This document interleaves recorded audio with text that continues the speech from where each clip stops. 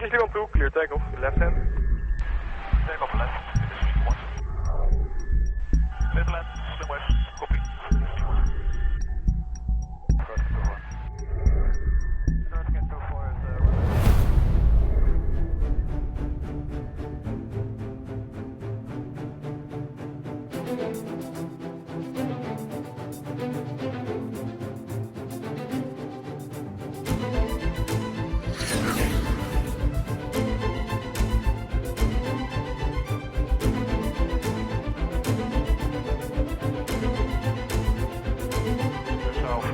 Hello and welcome to the Blueskies podcast. I'm PR Ganapathy, your host. Just 70, roger, report type southeast, connection, for the midway, and field selected.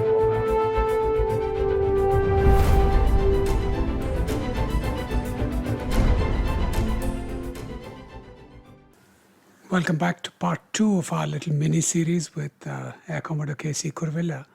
Maybe, sir, you can start off by just reminding us where we were at the end of the last episode. So Guns, as I, ended last was the ejection per se. And I was lying with my face down with my head resting on my hands. Mm-hmm. And that is the time I think I told you, and I wound up, a hand from the back pulled me up On your from the neck, neck. right. Mm-hmm. I was pain because my head was hanging down. Anyway, I got up, I helped with my left leg, I pushed my foot forward and I got up, assisted the fellow who was holding me by the neck collar, and then it was the soldiers. Mm-hmm. So here started my encounter with the soldiers. Mm-hmm. And these were army, or was this a search party that was set No, for you? they were army, they were in khakis, they had half helmets, green half, and they were armed.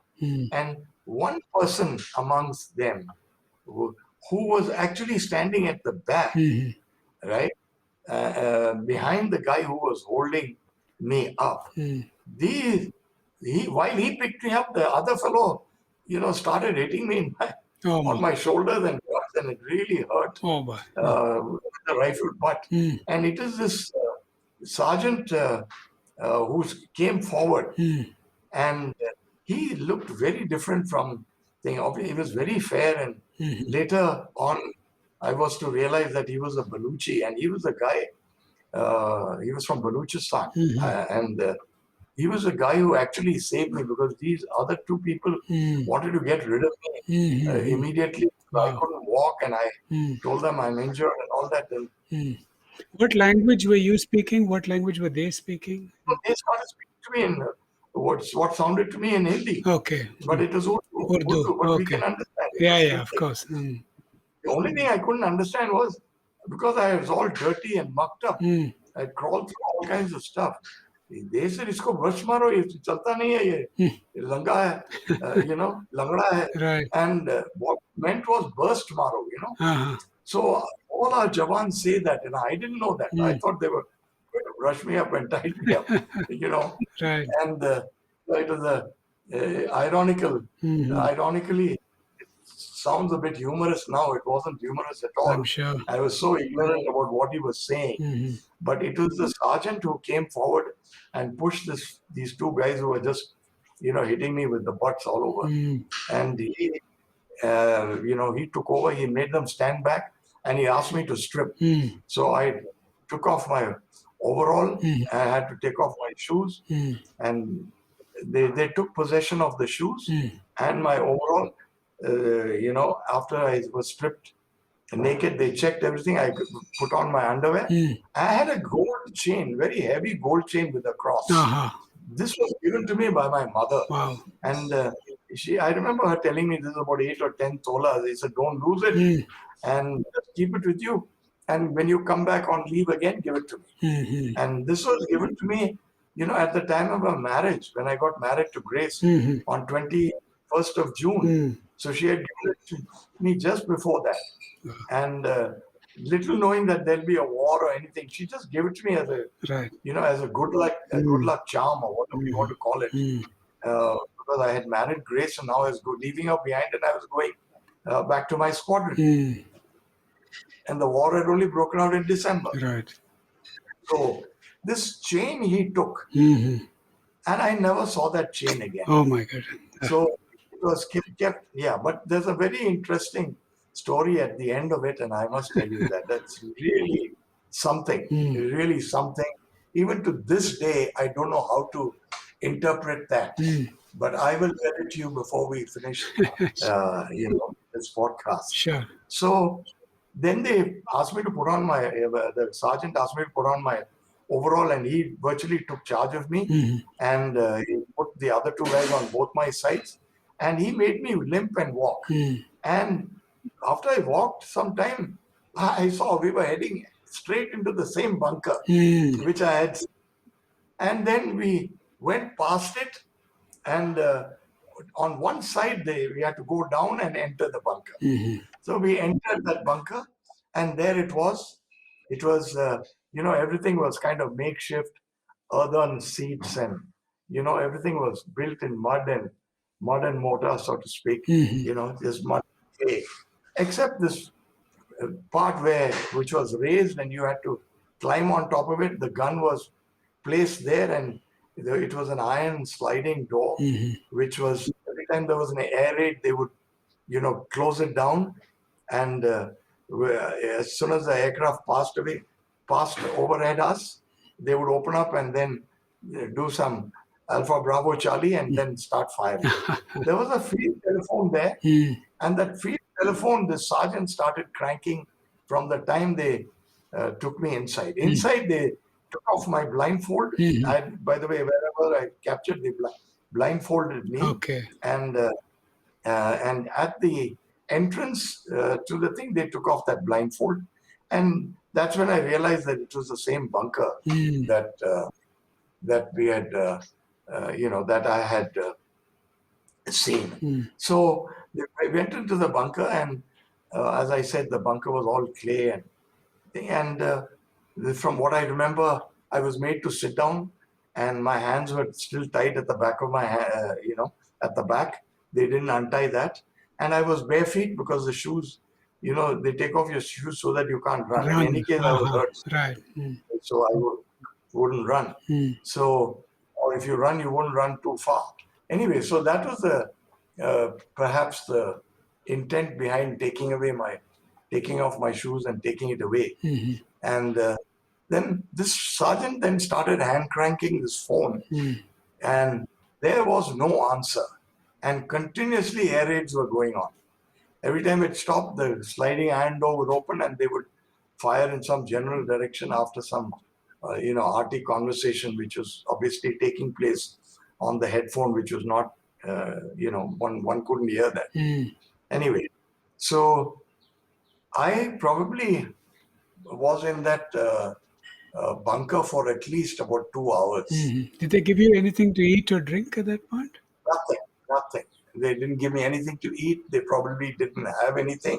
The place was, their leadership was very conspicuous in the sense that there was not a single officer anywhere. And the sergeant, whatever I could hear him saying and all that, officer ko, bulao, that kind of stuff. And they kept on hand cranking.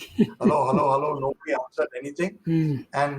But after about 2 hours or so, the phone connected, and or 1.5, 2 hours or so, the phone connected, and about an hour later, a jeep landed up, and then they bundled me into this jeep, and with my hands tied up, and I was blindfolded once again, put into this jeep, and then again for a long time we went up and down undulating terrain, and very painful ride. And after about an hour or so, they pulled me out of the jeep and they made me sit. Obviously, it was a sort of a camp chair, and I could very clearly hear loudly Alpha Bravo Charlie Delta. The conversation was going on, and that is where somebody came and asked me. It was definitely an officer because he was speaking in English. He said, "What's your name? What were you doing?" I said, "I was flying a fighter aircraft," and he didn't know my jargon, and that was very apparent. And he said, "Where are you coming from?" And I changed all that because we all had a story. Instead of saying Alwara, we made it Amritsar forward base. So, instead of saying 222 squadron, we said 22 squadron. I said 22 squadron. Things like that. A little not giving away any clue, basically. And if you remain silent, they would just bloody hammer you on the back with a butt. So, it was better. After some time, you realize that it's you've just had an ejection, right? And you've had a solid impact on your spine from a ejection gun, right? If that guy had, beat me on my spine, I would have definitely have collapsed. It is just my luck, God's grace, or whatever you want to call it. All the hammering that I took were all on my shoulders. And, I don't know if you, when you get bullied in school, somebody boxes you on the tip of your shoulder. You know how hurtful it is. Oh, yeah. Exactly the same. That is what it reminded me. They were just hitting you with the butt on the shoulder. And, and it's also a way of incapacitating you. Your hands are just dangling. You can't, you have no, you feel effort. You have, I was feeling like there's a lot of effort to pick up my very arm, That's how I was feeling as I think back now, sitting here. It was a pain that was quite excruciating, barring the pain in the neck and my ankle, which was now quite swollen up. Anyway, he said, "Are you hurt?" I said, "Yes, I am." And he said, "Well, there's nothing that we can do for you here. You're going to be taken away from here." And sure enough, after a little while, barely about 25 minutes, they put me into another jeep. And then that journey carried on for hours on end.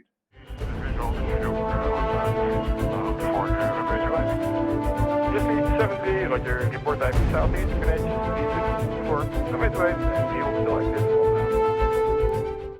When they removed my blindfold, it was pitch black night. And I was shoved into this cell. And I later realized that it was Gujranwala jail because I was able to talk to a few people who was part of that escort team that picked me up. The team that came to collect me. It was an Air Force team. So I was pushed into this cell, which had an Indian toilet in it and a concrete bed, and there were 2 horse blankets, which was terrible. Oh God, I can't tell you.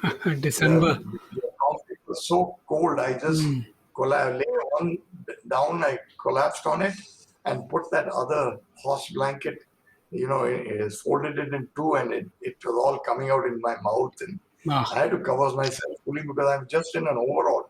And by now, it was dark and it was night and it was bitterly cold. And I think I must have just drifted off into sleep, but I was suddenly rudely woken up, and the cell iron doors were, shaking loudly, and somebody yelling from outside, "Get up, get up." And then, a light shone, and then I saw this medium height guy came in, and they also came in with 2-3 guys, armed guards, and they said, "We are from the Air Force," and I could make out from the uniform, and they, then they handcuffed me. So I had a handcuff with a long chain, and I was at the end of the chain, and they pushed me out into the dark and led me into a sort of a mini bus. And I climbed into the mini bus. Right ahead, was a row of seats. About 2 rows behind that, I was made to sit there. And I was in terrible pain because now I was sitting on a seat with my backside hanging half outside because the handcuff and my hands took up more than half the seat. And I couldn't push myself back any further. So I told them I'm very uncomfortable. Anyway, I had, luckily, my left foot, I could pry it on the, on the foot of the seat in front. The right seat was the one, right foot was the one that was hurt. So I was able to stretch it under the seat. So in that position, I think we must have rode for at least 5 or 6 hours, I don't know. But it just went on and on and on, and I was nodding, falling asleep, and that jerk on my neck was extremely painful. I tried everything possible. I couldn't go back beyond, because my hands were coming in the way, and then my head was hitting that iron bar at the back, and I just couldn't think. I was extremely uncomfortable. But, somehow that ride just went on, and as daybreak came, this bus started slowing down, and I was really hopeful that we had reached somewhere. And then I could feel the sun on my face after a little while, and then I was made to get down. And when I got down, I was made to walk, and there were a lot of talking. I could hear people chatting, and that was eventually where I was imprisoned, and that was the 3 P&S flight, Rawalpindi, Provost and Security Unit. We call it, I think we call it P&SU. They call it Provost Flight or something, or the other way around. I'm forgetting now. Right. And and the fellow, my blindfold was taken off, and there was this medium height guy same height, that's all. But now I could see a face, and he said, "I'm Warrant Officer Rizvi." Maybe it may not be him, but he said, "I'm Warrant Officer Rizvi. This is your cell, and you go inside and you'll be staying here." So I went inside, and then this iron door closed behind me, and same thing. It was 6 paces by 4 paces. It was a tiny cell, but with very high ceiling, one covered light, and the concrete bed, and again, same thing, 2 blankets. Wow. And 24 hours now since your ejection, you had been looked at by a doctor? That's or right. Any food, That's water, right. anything been given? Nothing, zero. My goodness. Now, I'll come to that. There was no food for the next 2 days because the war was intensely going on, which I didn't know, because once I got into that cell and they closed that iron door, followed by a wooden door, followed by chicks. There were threefold thing. And then the lights went off because air raids were going on as it is. But I also realized that this was part of their solitary confinement procedure. So, it was dark inside. There was nothing for me to do. In any case, we hadn't eaten in Alwara itself because all the civilians had run away. And whatever I ate was almost 3 days before that. Right. Before the day I was in that cell.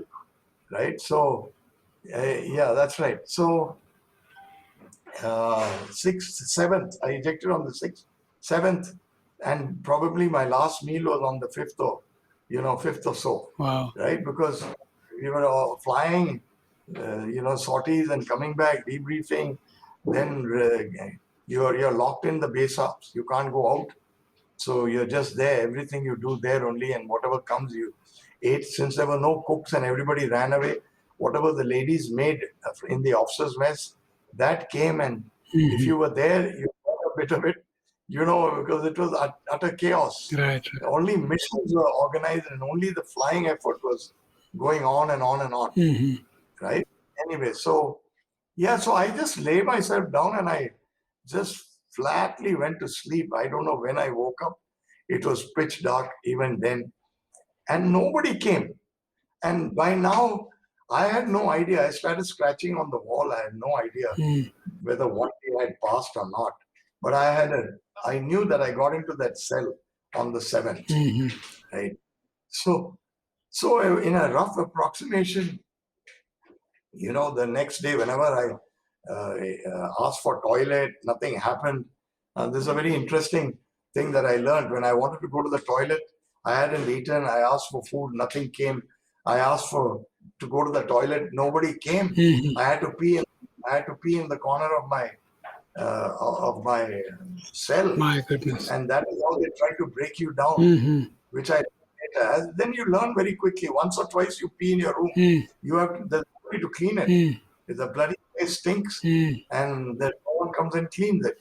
So it's only, I think, then I started scratching on the wall. So perhaps 8th or 9th.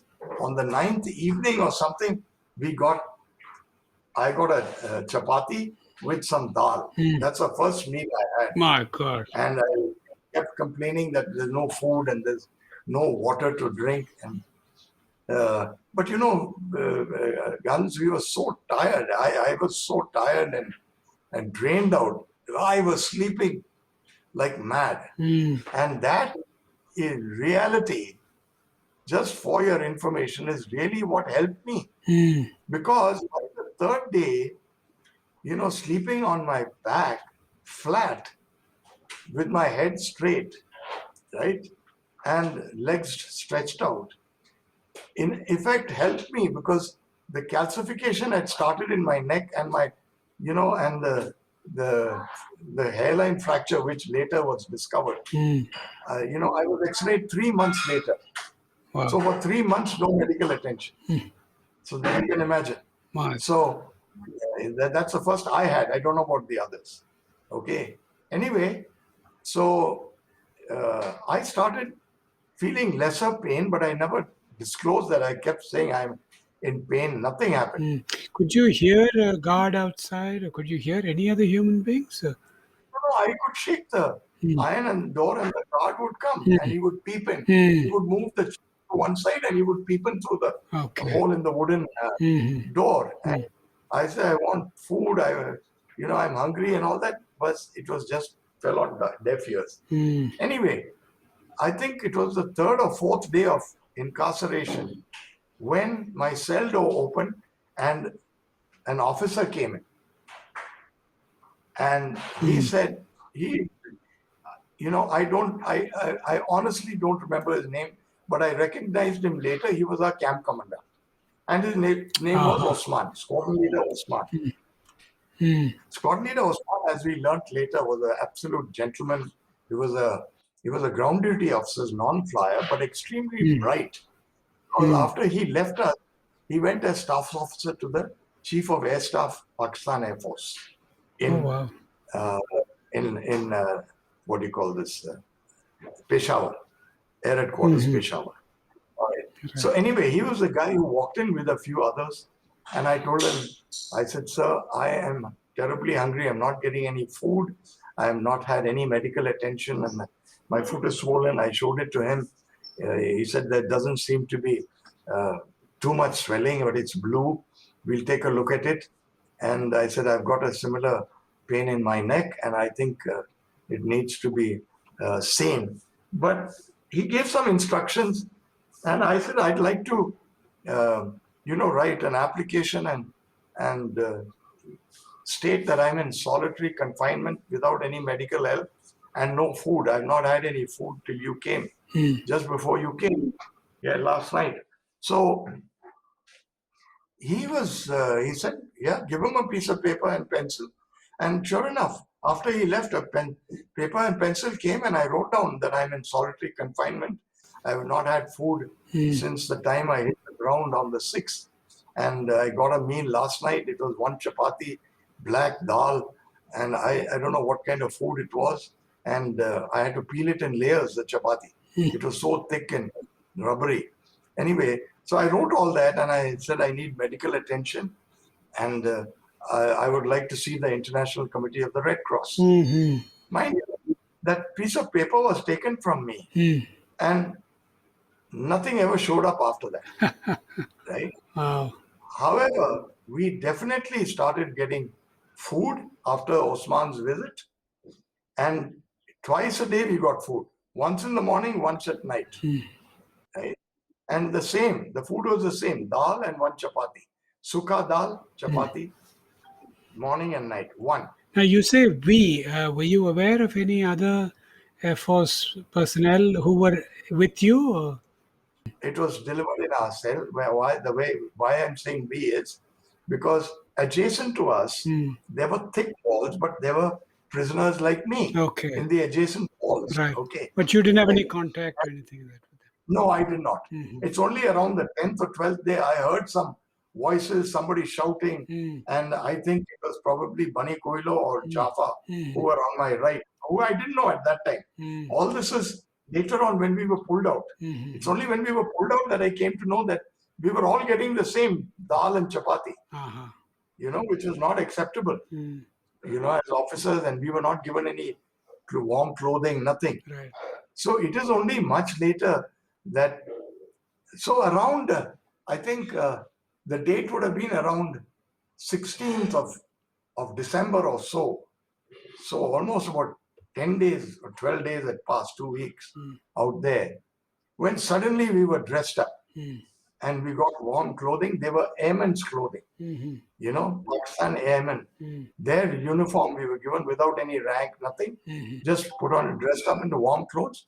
And after a little while, probably when my turn came, the cell opened up and there was a very fair gentleman who walked in and with a fair amount of other followers, and they were all in, some of them had white jackets on with a red cross. And the person who spoke to me didn't have any such uniform. He was in plain, ordinary clothes, well dressed, and very strong French accent. He said, "I'm Mr. Weblon from the International Committee of the Red Cross," to which I breathed a sigh of relief. And even before I could speak, from behind him, he asked, he just turned around and a sheet of paper was handed over to him. It was my application. Your letter. So to that extent, I was really surprised. And, I think it was the decency of Osman that made sure that this paper was rendered, kept and given to the ICRC for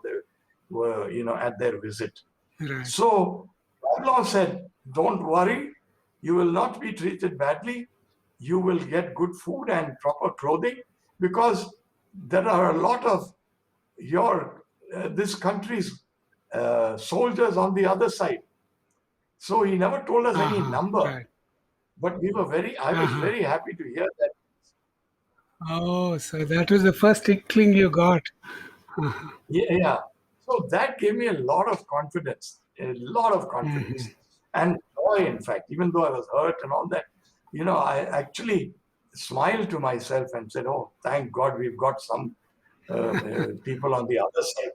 And that, gave me also the thing that we are going to there'll be some sort of quid pro quo. We're going to be treated the way they were treated. And India, I knew, would not treat its prisoners badly at all. Right. And much, much later, many months later, we came to know that the Pakistani prisoners of war were running their own camps under their own officers. Right. And they used to get goats and dry rations, and they used to have their own langar, cook and eat well and very happy, and escaping and getting, running away and being sheltered in our Indian mosques and making it back to Pakistan. It was quite disheartening when we heard all this later. But of course, at that point of time, I was very happy to know that we had prisoners of war. Anyway, he left. I guess the other big relief is that now you know that your family will find out that you're alive and safe. Yeah, no, not only that. You're absolutely right. Let me just tell you that part. But it came to me, being the youngest and junior most and most inexperienced, not at that time. It is on the Christmas day when they dressed us up again and took us out of the cell without handcuff, blindfold. Every time you went to the toilet, they would handcuff you and blindfold you. Open it only in the toilet, Indian toilet, right? And in fact, I must tell you this, I forgot to mention it. It was after being in my room twice, I got the hang of it and I used to ask in advance. And on the third day, when they took me to the toilet, I quickly took out my overall, and I was a guy who used to wake up at 3:45 in the morning and go for a run. So Grace knew that. And Grace used to give me a cup of tea at that time. 4 o'clock, I used to be on the road in Alwara for a jog. And when I came back, 4:30, 4:45, I would have a cold water shower. So I did exactly that. I just took off my overall quickly. I felt filthy. Being a Malayali who bathes twice a day, I just sat under that nalka. Oh my God, and I felt so much of a relief. I was only worried about one thing, that as a kid, I used to get asthma and get a cold, asthmatic wheezing, not asthma, wheezing and a cold. So very quickly I finished just dousing myself and rubbing my hands all over, and I dried myself with the overall, put it on. And the guard, I remember the dirty look on his face, because I said, there's no lock on the inside, all right? And, but he was very patient, I must say, and he knew that I had a quick bath. And they were not from Air Force. They were something like our DSC, right? They were army guys, and khaki uniforms. So anyway, I went back to my room. I quickly got under the blanket and dried parts of that, overall, and put it back again. Put it on back again when it had dried. Anyway, so now back to where I was. Christmas Day, they pulled us out, and they took us to a common room. That is a room from where we ultimately escaped, planned and we didn't escape. But that was a room which was large and next to the camp commandant's office, right? So as the camp commandant came out, and if he looked to his right, he would see this large room. That's where we were. So we were basically about 5 to 7 yards from him, from his room. But his room was quite inside. It was like a building in depth, right? So you had to walk at least about 15, 20 steps through a passage, and then you came to his office. Something like that. That's what I remember. Right. Anyway, so in this big room, my God, we all started shouting and screaming, meaning we 12 of us, exactly 12. And Mullah Feroz was there. He was the guy in whose room I was put later for a while, because he used to scream his head off. And he actually walked into Pakistan by mistake. And when the guard had put a gun on his chest and said, "Don't move," for some reason he moved, and that fellow pulled the trigger. So it shot off the blast took off the complete left tricep. So the bone was exposed. Luckily, the bone didn't shatter. It just, all the flesh went off. So when I was in his room and he was getting infrequent dressings and all that, he used to scream and abuse, and he had just given up. So that is probably why they put me, being the junior most. I was in his room. I think I was there for 5-6 days, and then I was put back into my original cell. And so every day in the morning we would be put into that room after breakfast. Breakfast had definitely improved. Then we would get lunch in the afternoon, and then evening and early dinner, and we would be marched back into our cells and locked up. Again, back to thing. And the thing about that white paper and Babylon, I wrote there that I'm under solitary confinement and it's not allowed. And he particularly touched on that. I'm sorry I missed that. He said this is your thing. We will make sure that there is light and more interaction, but there is no other cell here. This is all that they have, and you'll have to be by yourself, but we will make sure that you will not be there in the in the cell all day. You will be in a common place, right? And he left, and it didn't stick in my head. So it was another 5 days later, only Christmas Day came up, Right. So anyway, but all this, his conversation and all came to mind once we all met, and then we exchanged notes. And one of them, I think it was Mali Grewal or just Jayant Singh. No. Jaswant Singh, sorry. He had ejected half an hour before the ceasefire. So we knew. He told us that we had some, almost like 1 lakh prisoners of war, and that's what he said. We had actually 93,000 prisoners of war. Correct. So that is the time to answer your question, Guns.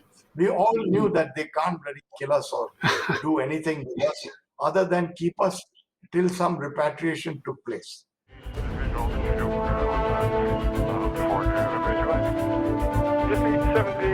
Report back to Southeast,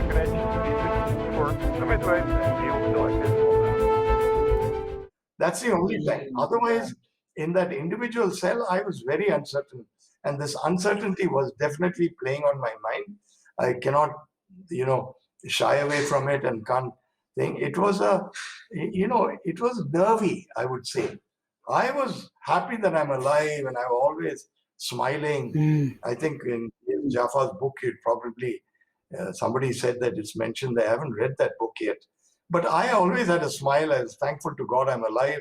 My wounds had healed over those 20 days of solitary confinement, sleeping on a bunk bed, on a concrete bed, And it was only in, I think it was in March that I was taken to Chaklala Air Base, and when I asked for the medical and Babylon's instructions had taken shape, that's the time an X-ray was done of neck and cervical area and my ankle, and the doctor said, we can see calcification.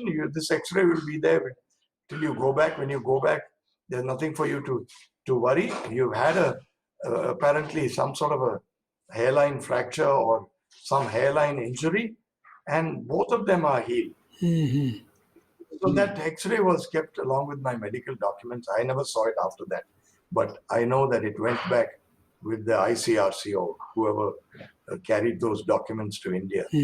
And so then life continued there. Who were the others of the 12? So you said Mullah Feroz, Bani Coelho, Jaffa, Grewal, Jaswant Singh. Let me start at the top. Bani Coelho was the senior most wing commander. He was the CO of 7th Squadron when he got shot down. Right. Then came squad leader DS Jaffa. DS Jaffa is quite an amazing story, brave person. Really, he was the staff officer to the chief, and he asked the chief, "This is not where I should be. I should be in the squadron fighting this war." And the chief allowed him. So he went to his squadron in Adhampur, did a quick conversion, and started fighting the war. Right. And he got shot down. So he had a spinal injury, which was quite bad. But he was X-rayed, and all medical attention was given to him, being a senior officer. Right. I was just a flying officer with barely 4 years of service, so nobody was bothered about me. And anyway, so then he was number 2 in hierarchy. Then came squad leader Kamath, number 3. Then came Vikram Petia, number 4. Brother Bhargav, number 5. Dilip Parulkar, number 6. Gary Grewal, Mali Grewal, number 7. Dilip Parulkar, number 8. Then came Chati, number 9. And then Harish Singhji, 10. Then myself, 11. And I forgot Jayant Singh. Jayant Singh. Okay. Right. So we were the 12th, right? Most of us had injuries. Okay. But really, my bad spinal injury was Jaffa. And the worst injuries were squad leader Kamath. He ejected from a Marut and fractured both his ankles and both his knees. So he was in a body cast. Okay. And he had a spinal injury. So full body cast. And occasionally they put me in his room also for a few days. I think when he had some issues, he couldn't scratch. We had to get a long ruler or something and I had to help him scratch, through the hole near his genitals and through the neck and through the legs and all that. Yeah, it was sad to see him suffering like that. But eventually he came out of that, I think after about 2 months. So then after a few days in his cell, I was put back into my cell again. I think wherever anybody needed help, they shoved me there because I was slowly becoming fit. And I didn't want to, I didn't want to show anybody that I had an injury. Being a young fellow, inexperienced, no squadron mate, I was first in my batch. So nobody else was on Sukhoi. Right. I was the only guy. Yeah, so going back, I wanted to go back to flying. I was fearful that I might be grounded or permanently removed or stream change. So I didn't talk about my injuries. I had a slight limp, but I made sure that I walked as upright as I could, and and kept a little tight bandage on my socks, under my socks, and that was it. And so life continued like that. So every day it was gossip on each ejection, how the squadrons did, and how we learned that we were winning the war. Yeah, it is the Adampo people who knew that, the strikes done by us, 222 Squadron, in the Dera Baba Nanak area was successful. And those were the strikes done by me and my CO and the rest of our 4 aircraft, our 2 aircraft formations. And the 4 aircraft formations struck Chandir airfield, possibly a forward base and supporting base for the Pakistan PAF. Anyway, so from them we learned that our army had broken through, right, from Dera Baba Nanak area, which they had entered and they had captured a sizable area. So we got it all back. Yeah, but you had no idea about the successes in the East, I guess. I had no idea till it all came out, in the course of conversation. When getting back to the cell, life continued like this. Vikram Petia and I already told you, Mullah Feroz by the 3rd month were repatriated by the ICRC. They went back. We never heard from them, but we came to know ultimately when exchange of letters took place that they were fine. Mullah Feroz by then had even started flying, recommenced flying. We didn't hear about Vikram Petia much, but I was very envious of Mullah Feroz because he was with me in NDA and just 1 course senior, right? And then, so I was quite happy that if he can make it to flying, there's no way I wouldn't make it. Right. So that was a great joy. So life continued like that, guns. Now, I would come to a very important development that took place in the POW camp. That was around 3rd of July or 4th of July. Okay. Now, between this period from December 25th to this period, we met every day. There are little things that I could bring out here. For example, we were not getting anything to read. And what I learned subsequently after much later is that if you don't read or write anything, something known as intelligence decay sets in each individual. For me, it started manifesting that when I started writing letters to my wife, I was forgetting spellings. Forgetting spellings was becoming a bit of an irritant in my head. Then we kept asking for something to read. And then we wrote a letter to the ICRC that we're not getting anything to read. So it was around March, April that we got our first books to read. And one of those books was India, Burma, Pakistan, and Ceylon. So everybody started reading it. That book, India, Burma, Pakistan, and Ceylon, had maps in it. Though they were of the 42 vintage, right? Yeah. And we knew exactly where Landi Kotal was, Peshawar, Nandi Khana, all that, which will come out later on in the story, right? So those things we carefully copied. Some of them were torn out. And did you know where you were? Did you know where your prison of camp was? Yes. The day we were all put together, Warrant Officer Rizvi came. He, like typical, they're like our airmen only. Yeah. Officers are put under an airman. When officers are kept under an airman, he's got his collar up, one up on you. And gradually you got a lot of information from him. He only told us, this is Rawalpindi, you're in a provost and security unit. And later we came to know that it is 3 PNSU. And we also came to know there were a lot of people in plain clothes and half in thing. The plain clothes guys wear the typical, salwar kameez. And their job, they're also uniformed people, meaning they are members of the Air Force, but their duty is to track deserters, fifth columnists like Bangladeshis, and foreigners. So that was their job, which we also learnt later on. So this little bit, as I said, I must throw in now. We asked for books, we got it in March, and newspaper we asked, we were not getting it. I was extremely fond of music. Sometimes I would sing to myself or whatever it is. So it was, I think, Commander Bunny Coelho, who had a similar bent of mind as me. He says, Kuru, work on this. Why don't you ask them for a transistor? You're so fond of music and dancing and all the rest of it. You should ask them. So I asked. And by then, Osman had changed, and Osman had passed this request to Wahiduddin, and I persisted with Wahiduddin. And one fine day, he came and he brought a 8-band transistor and gave it to me, and I was made in charge of that. Wow. And so we were told very strictly, only music, no news. So we were not allowed to listen to news. But then I was not carrying this myself. I used to leave it with the senior most person. At night, I think people were listening to the news, whoever had it at that time. I don't remember exactly. But now we were equipped with a transistor.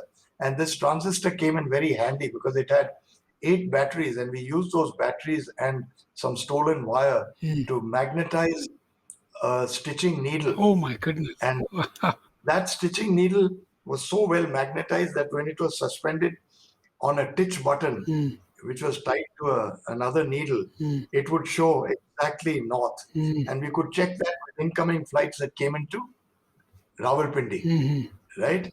So, and with the sun, and we could make out that this was a damn good compass needle. And that needle, we shoved it into the back of the rear end of a ballpoint pen, into the ink. My goodness. And that's really out of the books. Yeah, and all the maps that we tore out, we folded it into the size of a collar and opened up the collars and stitched it back into our collars. So it was in the collar of one of, I think, either Dilip Parulkar or Mali Grewal, whoever, somebody took charge of that. So like that, we started intelligence gathering. We started, then of course, being the youngest, and once the music and all was there, I made friends with the Laskar. He was so poor. Now, Aurangzeb, if you looked at him, you would faint. All his teeth had pyorrhea, and the gums had receded so much that he looked like a dead skeleton, except that he had flesh on his face. And he wouldn't brush his teeth. I don't think he could brush his teeth because they were so pyreated. But he was so poor, and we were not getting any entitlement. We were entitled to 22 Swiss francs, which we took up with Babylon. And eventually they gave us a salary, a monthly stipend of 47 Pakistani rupees. So out of that 47 Pakistani rupees, I used to give him some money. And one day, Guns, I don't know whether I should be saying this, but I think everybody in the POW camp, poor late Cammy, he was desperate and he loved his drink. And I managed to smuggle in a bottle of gin, Murray Brewery gin, and it was this fellow who brought it to us, and some meat from a restaurant. I don't remember who all shared that drink with us, but Cammy and I had a drink, and we were feeling so, we were on top of the world. Just one sip. Oh my God. I remember that. Anyway, so by and large, by this time, Rezvi, we inflated him and he was giving us a lot of information. Aurangzeb was definitely compromised because he was accepting money from me and perhaps from some of the others also. But I was definitely not used to that Punjabi type of food, and I needed something from outside. So I was getting a lot of stuff with my money, whatever I could, save and give him and keep the rest and use it for, some snacks, which he used to bring from outside. And that was overlooked. I'm sure they knew about it, but it was overlooked. And, I think by and large, we also very quickly learned the game. I had a lot of good seniors above me who gave me a lot of confidence. And then Jaffa was extremely skilled officer. He was a number one diplomat, I would say. Otherwise, he wouldn't have been he was called the staff officer, but these days it's called the Air Advisor, AA. He was actually the Air Advisor, basically. He was not an SO. He was actually, and so that was it. So we got these two people on our side, and we were getting a lot of information. Now, life continued like this. In our prisoner of war cell, we got music, we got things to read, but we did not get a newspaper. Now came 3rd of July, and this is a huge story, part of my story, which I must relate and how I felt as a youngster. You know, Wahiduddin walked in his PAF uniform, big fellow, looking, beaming smile, and he had his hands at the back, both his hands at the back of his, of his buttocks. And then he walked in, he says, I have some good news for you. So we were very happy. We thought we were going to be released or something. And then he pulled out the Pakistan Times from behind his back and right on top, headlines, India returns 5,000 square miles of territories. And POWs to follow. Who? Pak POWs. 93,000 POWs to follow. My God, not a mention of us. And oh my God, I can't tell you the anger that we all felt and the dejection. Mrs. Gandhi had just not bothered about us. And 93,000 is a big bargaining chip. Yeah. There was no mention from their press that this would be a bargaining thing or anything. He left that paper with us. We were so dejected. Reading everything was about Pakistan having won the war. Based on this rubbish news that we got, and immediately that day in the evening, we all sat down and said, boy, our blooming country has abandoned us. We have to escape.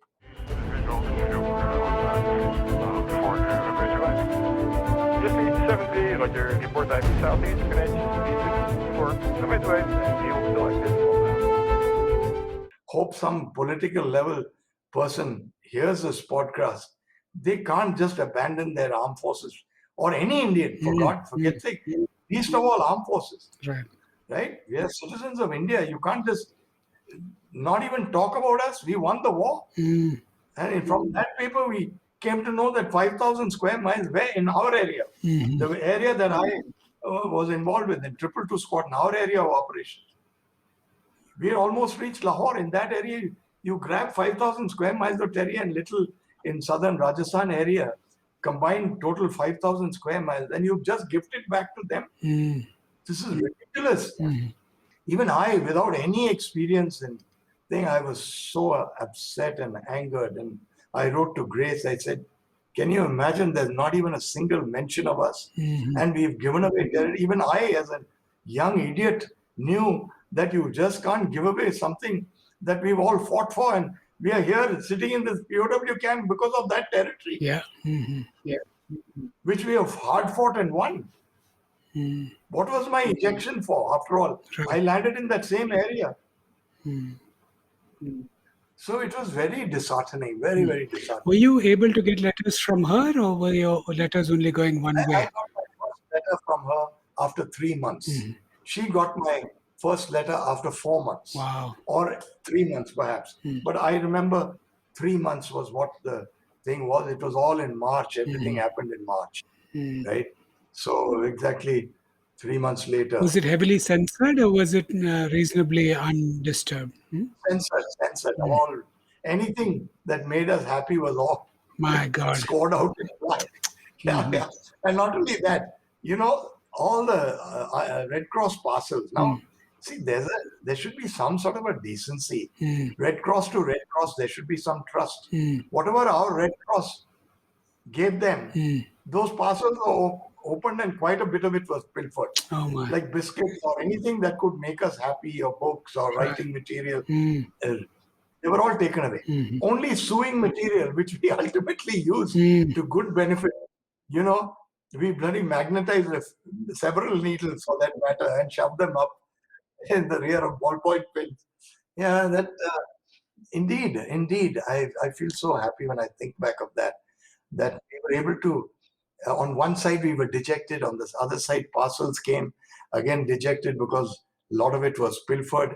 And we realized it was only then we realized how fortunate we are in India and how different we are.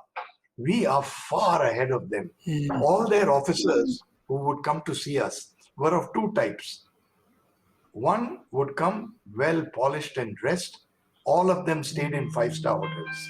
That is, Pakistan Air Force or armed forces officers as a rule stay only in 5-star hotels because they're only, most of the time they're under martial law, right? And the rest of the men and the civilians and all are really poor, really poor. So this paper, Wahiduddin happily left it and went away. That evening we held our first meeting, and I would say very without any, without any qualms, that Squad Leader Jafar really took the lead. So at this time there were 10 of you left, is it? Yeah, that's right.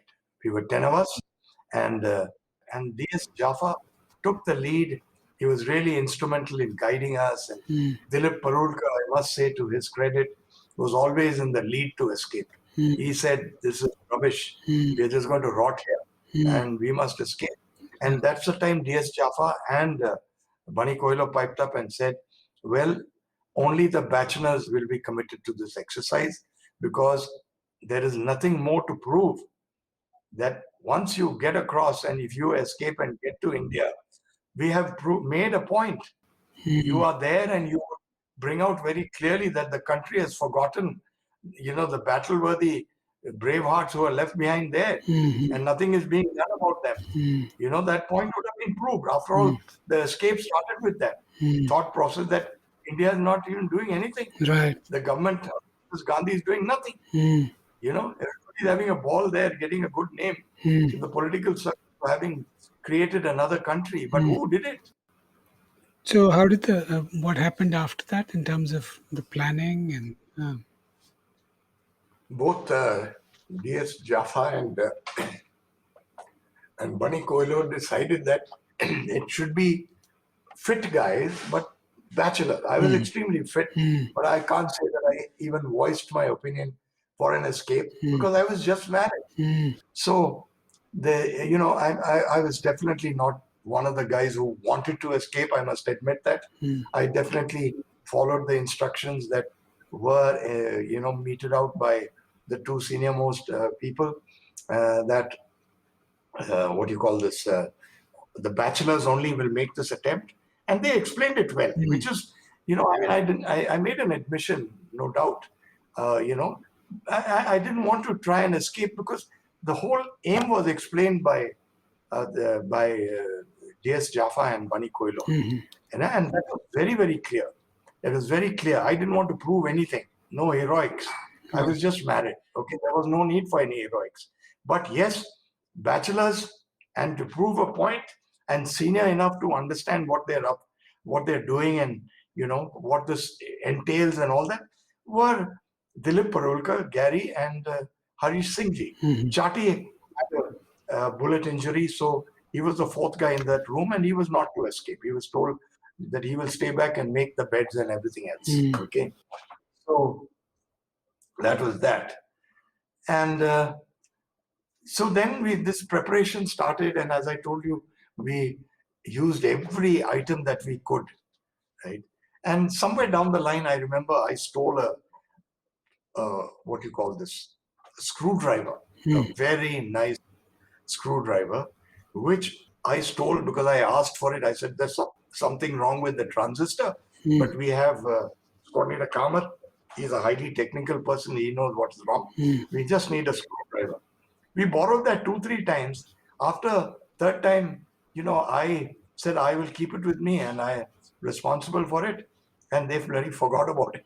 And we used that very eminently, sharpened it and used it for digging through the wall. Yeah. So it came in very handy. And then we found, a basketball peg, that was also steel, but it was rather large. So we used it in the initial phases, and once the bricks started coming out, then we used the screwdriver, and it lasted till it almost became a complete stub.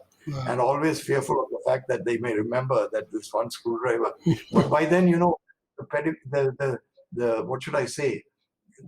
The routine was such, and the lethargy or everything that's came in with such a routine, daily routine, nobody was going to miss that. And we could have always said that, yeah, we gave it back. And, nobody They would wouldn't be wiser. remember. Yeah. So, yeah, then we found out more intelligence that we were right off the main road leading to Peshawar. Peshawar, Rawalpindi highway, right? And behind the room where we used to meet was a large compound, and that compound had no guards, and that was the selection board. So people used to come there in the morning, and that whole compound either would be filled or lying vacant depending on the period of selection. Okay, selection board compound. So, and if you walked out from that compound, you went to the side main road, which joined up with the main road. And that side main road was also where our guard room entrance was, where I first day came in from, driven into. Okay, so we knew that we are just barely about 50, 60 yards off the main highway to Peshawar.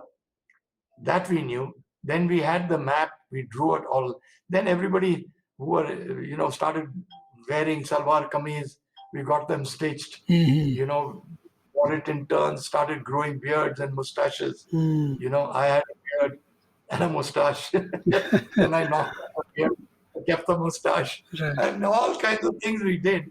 And people just got used to us and got used to it. Meanwhile, every day from this room, one person would lie on the bed and keep on scratching the wall.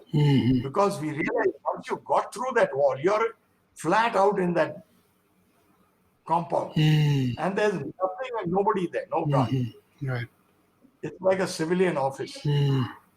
So that was a perfect place to get out, just run a couple of steps.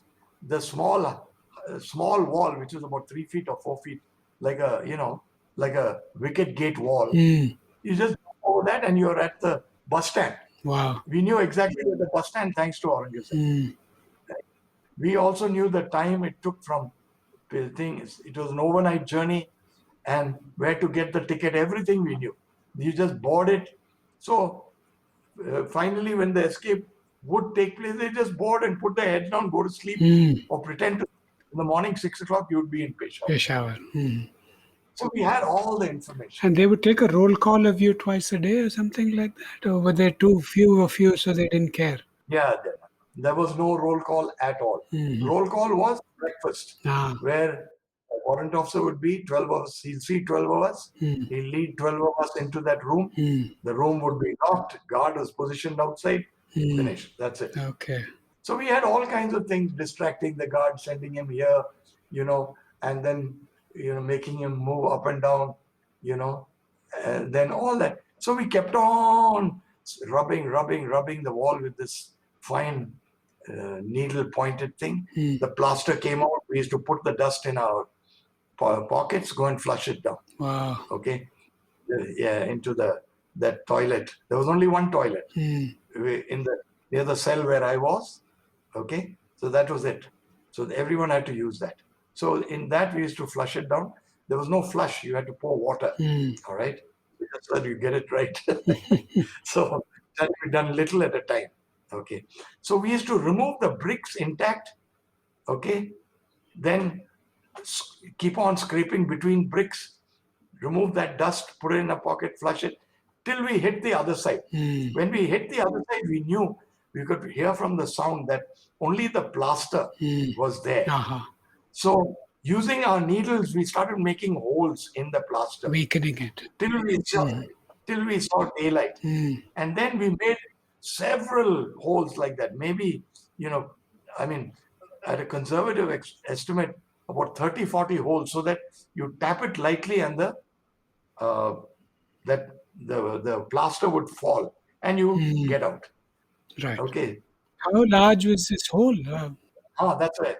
I'm coming to that. So we measured the shoulder width of the biggest guy, and I don't remember who it was. We all measured our shoulders. And the shoulder width is what we measured on the wall, and we made a square hole, right? And we went on that markings below the bed line. Now, against the wall, we used to keep this bed and drape it with a blanket, the front, and all the parcels were stacked behind that. Okay, you get the picture? Yeah. So as you walk into this room through the iron cell. Right in front is this bed, and there's a bed on the left and a bed on the right. Okay, 3 beds it had. And we had a table in the center, which we asked for because Dilip and all were all bridge players, especially Vikram Petia, who taught everybody. And D.S. Jaffa also was a good bridge player. So they all taught every one of us how to play bridge. And that became a major excuse to get a 4th person in and to play foursome at night.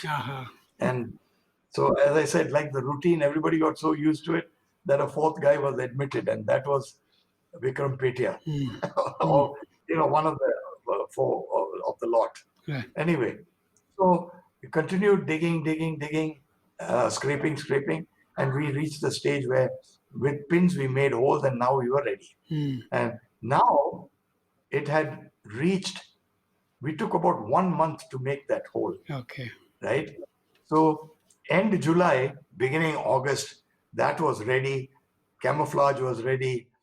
Beards were grown. And now what happened? We said we'd break out on a weekend. Okay. Diametrically opposite the entrance of this room was an open area. And to the right of that were about 4 cells. My cell was now there. I had been shifted from that solitary confinement cell to the other cell, which was an open room with an iron door and a lock. Okay, so I could see outside what was happening, and anybody could see me walking past from the quarters of the civilian clothes billeted guys who would walk to the main guard room door, main gate. They used to pass my cell, right? So the distance from my cell to this room where we used to meet every day would be about 20 yards, about 40 paces or so, 20, 30 paces, right? So from my place, I would shake the cell at midnight. That was the arrangement. And this guard, there was a guard at that room, and the other guard was at the main guard room. And the corporal sitting inside the office of the main guard room. Okay? PNS. So these were the 3 people all the time. And of course, the men on and off duty who were doing in plain clothes tracking and all, they were uninterested, unconnected, unrelated to us. Right. And at night, in any case, they would not be loitering around. So I used to shake the shell. This guard from that room would come up, and I'll tell him I want to go to the toilet. So he would go then diametrically to the other side, away from that room. Got it? Yeah. To the guard room. Okay. There he would draw the keys. Then he would come back to me, open my cell, and then take me to where my old cell was. I would get into the bathroom. He would stand there, and he would wait there, though there was a guard there also. But that guard was kept, close to the guard room. So he wouldn't parade up and down in those 4 or 5 cells. So this guy would wait there, wait for me to finish, then he would escort me back. So this timing, I could delay 5 to 7 minutes. You understand? Perfect. Based on what I wanted to do. Yeah. Him walking to me, say minute and a half, chatting, going there another minute, then drawing the key, coming back another minute, then taking me to the toilet another minute, stay 2 minutes in the toilet or 3 minutes, whatever I wanted to give. This was what I used to do every Saturday at midnight. Now, unfortunately for us, every time the breakout was planned or was to be done that night, there used to be a western disturbance and heavy rain used to come. So it always spoiled the breakout because we were not sure whether buses would run or be late, or you'd be hanging around, you'd be wet. And then you take the 3 people. Mali Grewal was fair and blue-eyed. Harish Singhji was fair and brown-eyed. And Dilip Barulka was like me, dark and black-eyed. And dark as he was darker than me, so I'm not, he was definitely darker than me. So a very odd threesome. So we had to do things in the manner that it was planned, which is no contact with any human beings, jump that wall, get onto the compound, break the plaster, get into the compound, run to the wall, jump over that 3-foot wall, straight to the bus. We knew the bus was at midnight, 12:10 or something like that. All this was, timed. So we had about 4 minutes of wait there. The bus would come, hop on, get onto your seat, pay for your ticket, and pretend to sleep, jump off. Exactly clockwork. When they escaped, it worked exactly like this. Wow. Exactly. So the team worked like that. And the mistake I'll come to later. Anyway, so one night, weekend we did it, the rain came. Next time, some 2 weeks later, I think it was again planned, again western disturbance came. In between, it was not planned because again bad weather was indicated. And all these were western disturbances that originated somewhere beyond Iran, Caspian Sea area, and it would come and hit Pakistan over a Saturday. Very like clockwork precision, weather clockwork, if I might use that expression. Anyway, so the third week, again, no escape. And then it is the next attempt that it was clear weather. Now, you won't believe it. We were on August 14th, and that was the plan. It was the Independence Day of Pakistan. Right. We knew it was a holiday. And not only that, for some reason, President Giri was visiting Afghanistan. If I remember right, his aircraft was there, and we had such visions of grandeur of that escape. Flying back on the VIP aircraft. We will cross the border and we will hitch a hike or whatever it is, get to Kabul and tell the president we are here. We want to think like that. Wow. It was funny in a way, it was daring in another way, and it was a lot of coordination and everything required to do it, to pull it off, Now, the only fear I had was, while breaking off, Chati is there. Let us say somebody on the other side saw it and raised an alarm, or they made a noise which could be heard by the guard. He would rush there and see that 3 guys are missing. The beds are all, disheveled, and 3 guys are missing, and Chati would have no explanation. And I am there out in the open in a courtyard, left by this guard, and he would, I don't know, based on his bent of mind, he would definitely shoot me because I'm out in the open and would be a perfect scapegoat, to cover up for the escape. Right. Or they could do anything to me because I'm out in the open. I don't know what they could do. My cell was locked by him. I'm now in the open, and only when he brings me back and opens my cell and puts me in and locks it, am I to be considered safe.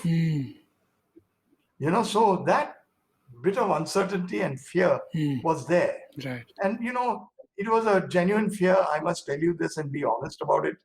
Because I told Grace, if there's anything about the war, and the one thing that I don't want to come back to you is come back maimed and without a leg or a foot, or, something like that, getting shot up and beaten up, or, rescued without an arm and a leg and all that. I said, I'm going to go. Right. So and we didn't know each other that well also, fairly well, because our families knew each other. Yeah, you'd only been married 6 months.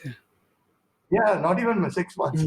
Yeah. In fact, 21st June I got married. Yeah.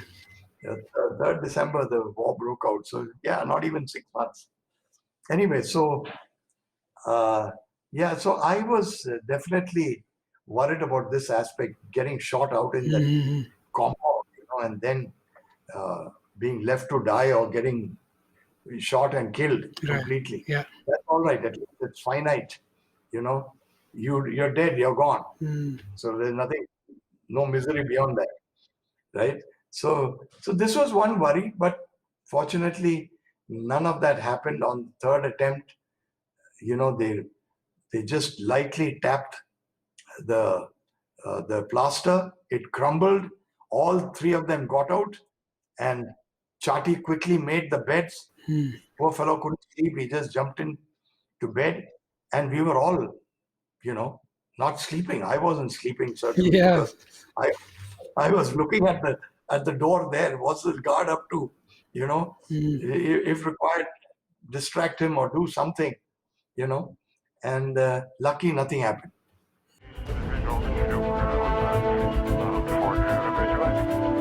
Just need 70, Roger, report time southeast, connection for midway, and yield selected. 8 o'clock, and it was the next day was a Sunday. Yeah. So 8:30, some of us got ready, and we, went in for breakfast. And the guard should have realized, somebody should have realized that we were not normal that day. Right. All of us quickly finished our breakfast and really came back into ourselves, which was not the normal case. Right. Yeah, we came back into ourselves and told the fellow, lock us in. Very happy that being locked back in. Wow. And then silence. Now this guard is standing there, 8 o'clock, 9 o'clock, 10 o'clock. Around 10 o'clock, he went and told the guard room, Saab, ye log breakfast nahi khaya, 4 breakfast nahi khaya. So twice he did that. Second time, that tall, hefty corporal who became a friend and liked us. He was a Northwest Frontier Province guy. Oh, really massive Pathan. And gentle as he had an equally small heart, I think, as compared to his size, because he was very soft on the inside and very gentle. And I think, this is the thing about Baluchis and Frontier Province. What I learned with the sergeant is what I learned of this guy. They have a, code of conduct and some ethics, and they follow that as villagers or living in, what should I say, warlord kind of, gated communities, so they have discipline, codes of conduct, and not hurting unarmed people or, not taking it out, all that kind of thing. It was the Pakistan Punjabi guys who were after our blood. I told you the second lot of people, officers who would come to see us, the first lot would come, shake hands and say hi, pinstripe suit, and they would bring something from the 5-star hotels that they were staying in, either some pastries or something.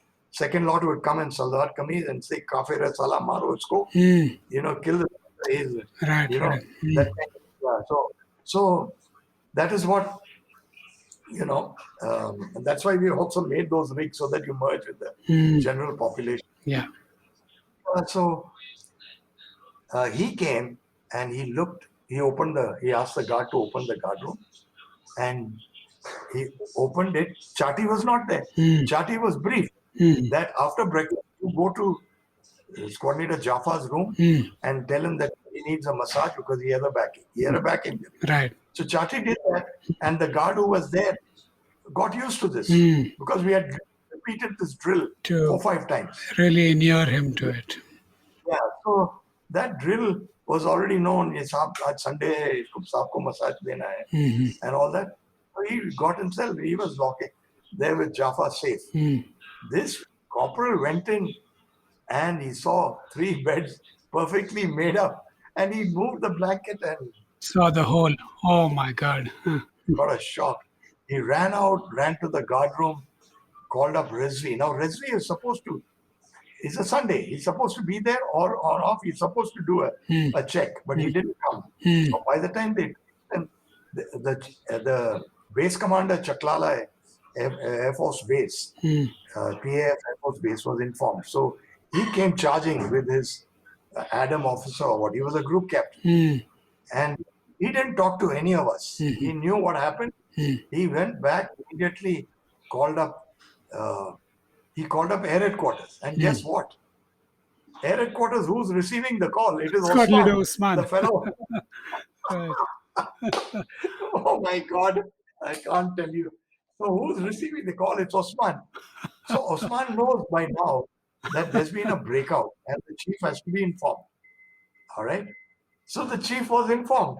Now, unbeknownst to us, unbeknownst to us, Guns, this is the thing. It's a luck of the draw as well as whatever you want to call it, unlucky part of the escape also. These guys broke out like precision clockwork.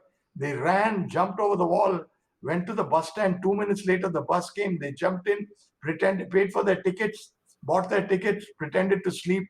6 o'clock, they jumped out at Peshawar. There, fatal error by Dilip Parulkar.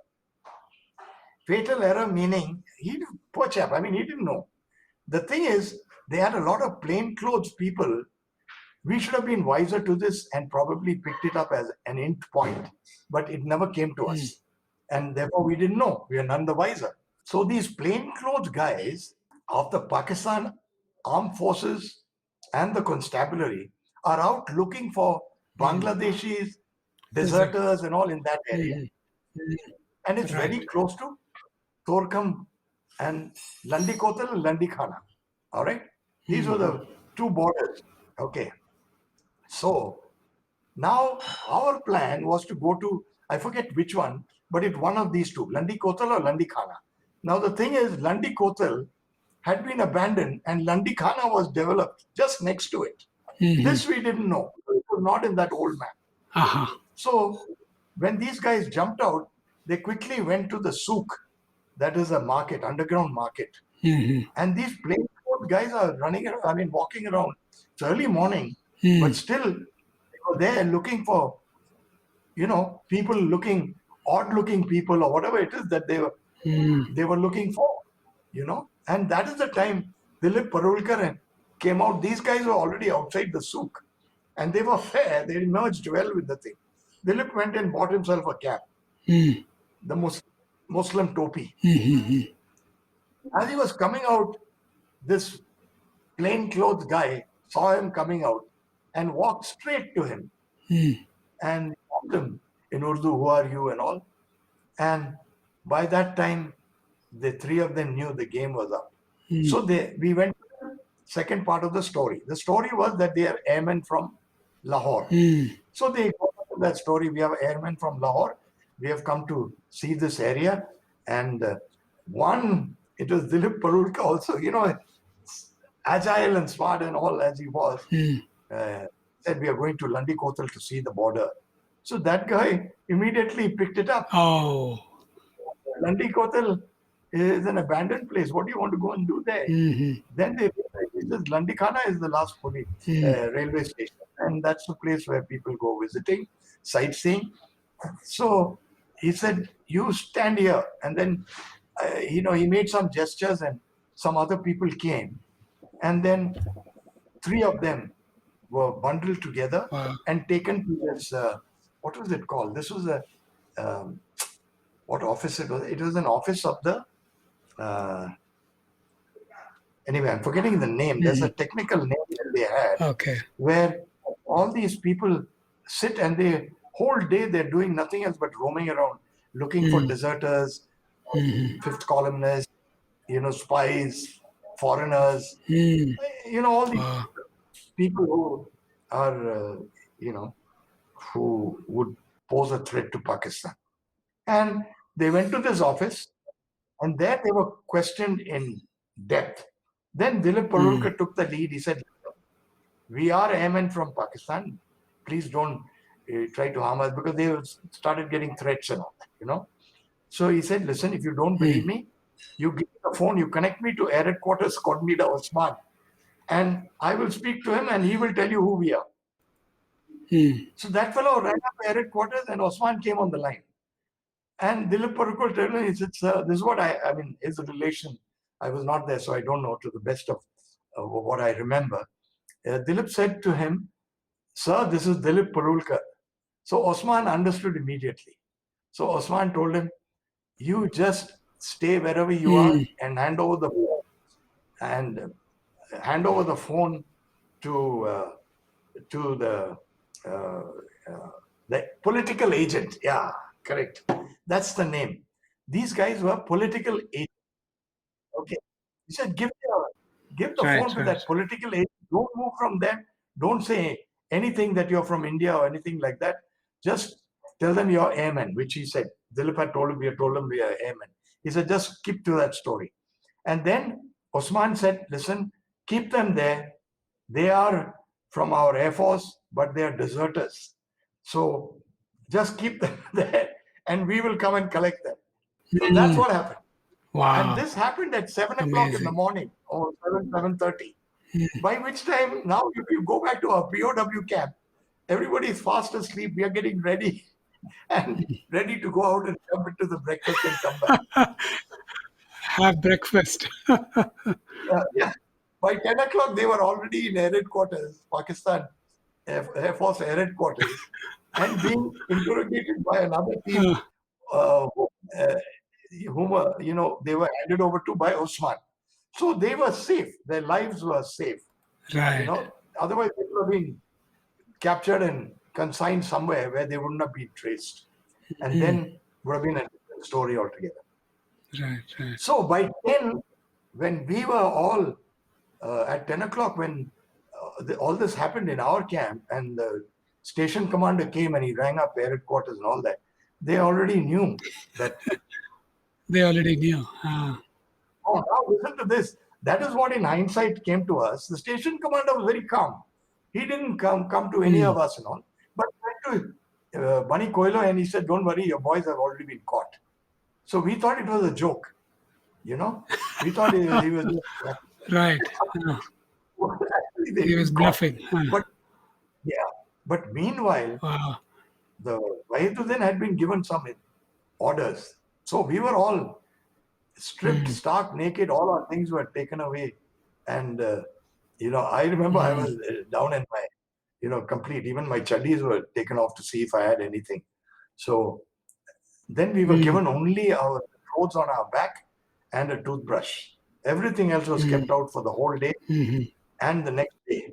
But by the end of the next day, the story was up. We also came to know that they were caught, but we wouldn't believe it. We thought that they're trying to cover their tracks. But an immediate court of inquiry had taken place. Right. Rizvi was blamed, and I think he was punished.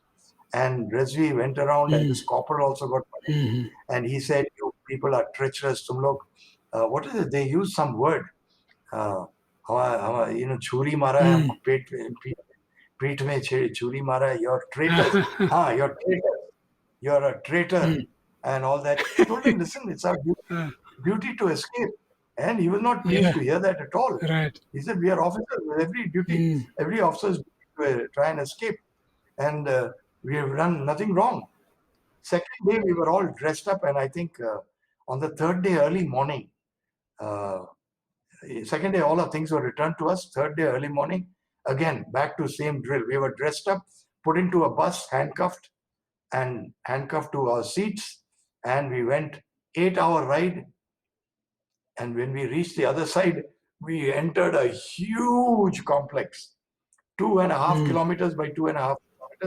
That was the Layalpur maximum security prison, in which the Strategic Services Group of the Pakistan, they do all their practices of breaking into prisons and breaking into areas and, all that kind of stuff. And we were put right in the middle. So it's a maze and a maze and a maze and a maze. Right at the center was some, 100 yards by 100 yards. And there were cells there. We were put in those cells.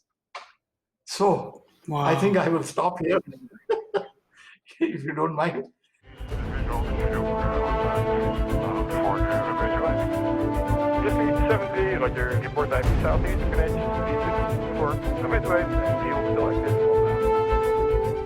Well, folks, that's all we have time for this week. Join us again next week. In the meantime, sign up for updates at blueskiespodcast.com. There you'll find links to follow us on Twitter, Facebook, and Instagram. You can also write to us with your comments, questions, suggestions, and feedback from the website or to blueskies@prganapati.com. Subscribe to the podcast on any podcasting platform such as Stitcher, Google Podcasts, Spotify, Apple Podcasts, and even on YouTube. If you like what you heard, share it with your friends, give us a rating in your favorite podcasting app, and write us a review. It will help other people find us. I want to give my thanks to Saurav Chordia for our logo and Prithvik for the music. I want to reiterate that all the views expressed here are personal, and this podcast has not been approved by or reviewed by the Air Force, Ministry of Defense, or any branch of the government. In the meantime, stay safe and Jai Hind.